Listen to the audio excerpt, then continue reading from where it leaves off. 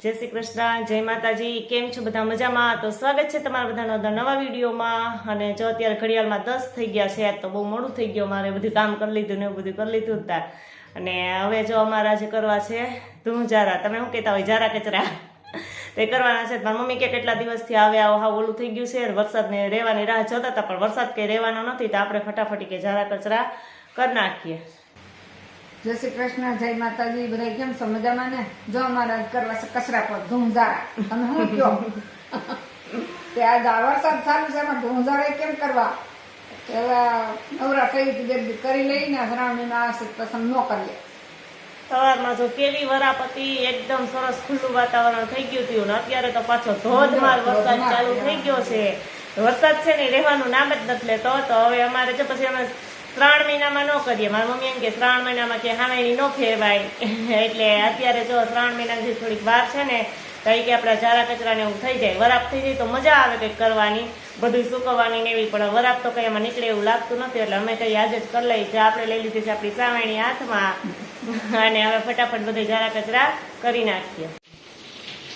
તો આપણે ધૂંજારા કરવા છે, તો અહીંથી પેલા કાંધીથી શરૂઆત કરી દઈએ. આ કાંધી છે ને એની ઉપર બધા જો મેં મોટા મોટા ડબરા ને એવું બધું રાખી દીધું છે. એ બધામાં કંઈક ને કંઈક વસ્તુ ભરેલી જ છે, એટલે અત્યારે તો બહાર સૂકવી, અને કંઈ ઉનાળામાં કર્યા હતા ને ત્યારે તો બહાર સૂકવી, અને પછી અમે બધા ઉટકાતા ને એવું કર્યું હતું. પણ અત્યારે કંઈ બહાર કંઈ સૂકવાય એવું છે નહીં, એટલે અમે આ બધું છે ને એમાં ને એમાં રાખીને એમણે મારે ખાલી લોહીને મૂકી દેવું છે. જે આ બાજુ ડબરા ને એવું છે, અને આ બાજુ બધે આખી ખોખાની લાઈન છે. આ બધી ખોખા, આ તો ખોખા તો બધા લોહીને જ મૂકી દેવાના હોય, એટલે આ ઘરમાં છે ને આમ ફટાફટી થઈ જાય, એટલે ફટાફટ છે ને એ હું કરી નાખું જારા કચરા. અને જો અહીંયા અમે દોરી બાંધી દીધી છે કે કપડાં સૂકવવા માટે. ઘરમાં જ અમે દોરી બાંધી છે. હમણાં કપડાં કે બીજે તો સૂકવાતા નથી, એટલે દોરી બાંધી અને ઘરમાં રાખી દીધી. સ્ટોર રૂમમાં 2 દોરી રાખી છે, એક અહીંયા, એક જો અહીંયા પતરા નીચે દોરી રાખી છે ને, એમાં એટલા જો આ કપડાં બધા સૂકવી દીધા. ને થોડા કપડાં તો મશીનમાં નાખ્યા, એટલે મશીનમાંથી કાઢીને તો અમે પરબારા ઘરમાં જ નાખી દઈએ. વરસાદ જો અત્યારે ચાલુ થઈ ગયો છે, એનું કામ કરી દીધું ને આપણે આપણું કામ કરવા માંડીએ. હાલો,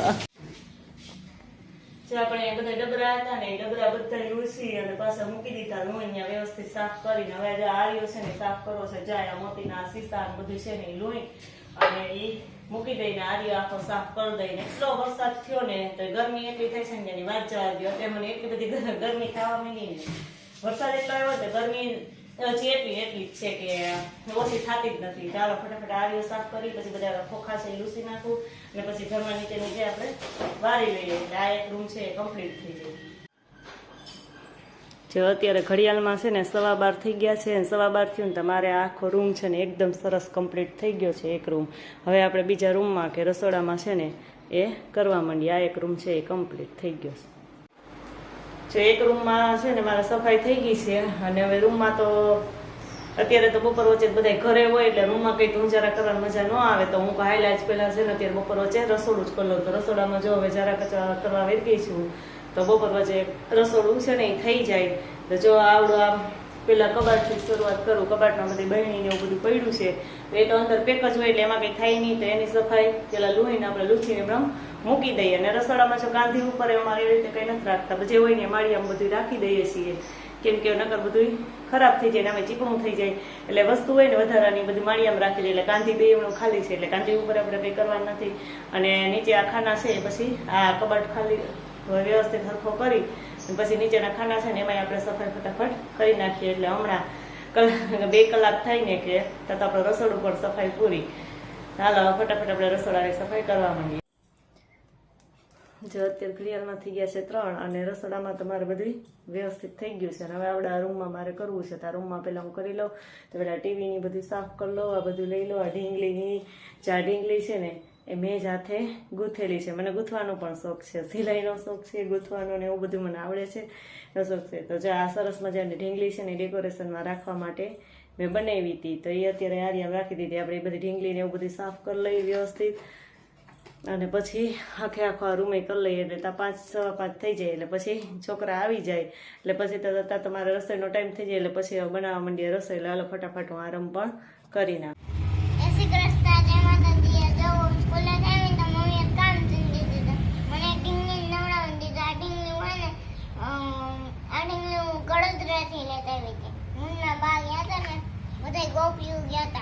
ગોપિયું ગયા તા હે પરસોત્તમ મહિનામાં ગોપિયું ગીત્યું ને એને ભેગા મીસુબેન ગયા તા એને બા ભેગા કા તો ધરાડા ઢીંગી લેવરાવી હતી તો હવે એ આવીને જોઈને ઢીંગી ગંધારી ભરી હતી ને તો ઢીંગીને નવરાવે છે કા એ કે મમ્મી ધૂંજારા કરે ને તો હું મમ્મીને મદદ કરું એમ થયું કે તો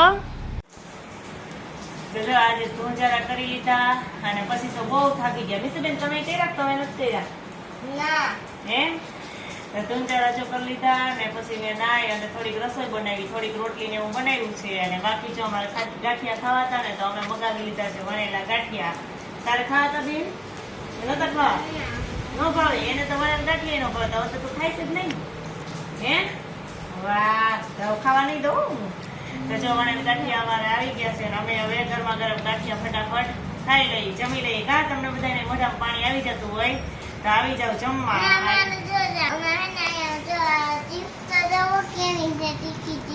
હા મીસુબેન આ ચિપ્સ